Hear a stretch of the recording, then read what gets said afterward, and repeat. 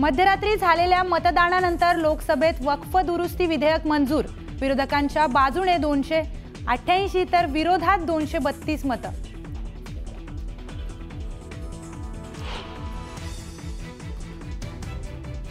वक्फ सुधारणा विधेयक हा भ्रष्टाचार, आम्ही भ्रष्टाचाराविरोधात मतदान केलं तर सत्ताधाऱ्यांचा वक्फ बोर्डाच्या जमिनीवर डोळा।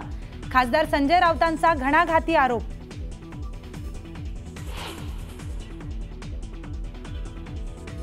उद्धव ठाकरेंची आज पत्रकार परिषद। वक्फच्या मुद्द्यावरून उद्धव ठाकरे पत्रकार परिषदेत काय बोलणार याकडे सर्वांचं लक्ष।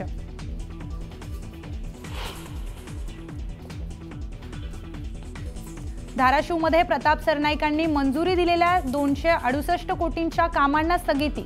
कामं चुकीच्या पद्धतीने वाटप झाल्याचा आरोप, तर पालकमंत्र्यांच्या कारभाराला मुख्यमंत्र्यांकडून लगाम।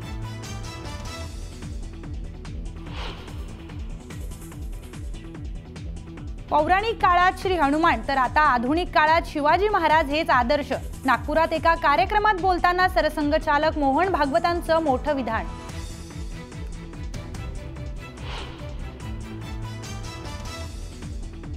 कुठल्या 4 गोष्टी आणि 4 पोरांमुळे माझा जिल्हा आणि माझ्या जातीला बदनाम करू नका, आम्ही एकमेकांसाठी धावणारे लोक आहोत।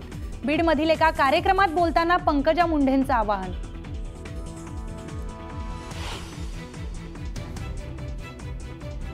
महायुती सरकारच्या 100 दिवसांच्या कृती आराखड्यातील 84% कामं मार्गी। मुख्यमंत्री देवेंद्र फडणवीसांनी घेतला कामांचा आढावा, तर उर्वरित कामं 1 मे पर्यंत पूर्ण करण्याचे सीएमचे निर्देश।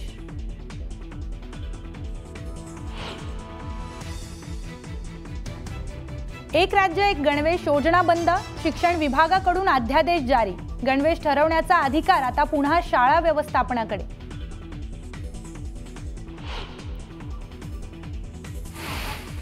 नंदुरबारसह जिल्ह्यात ठिकठिकाणी गारपिटीसह अवकाळी पावसाची हजेरी। वादळी वाऱ्यासह झालेल्या पावसामुळे अनेक घरांवरील पत्रे उडाले, शेतकऱ्यांचं देखील मोठं नुकसान।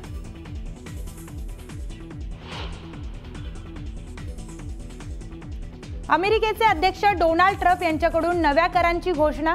भारतालाही धक्का देत लावला 26% कर। जगभरातल्या व्यापारावर होणार मोठा परिणाम।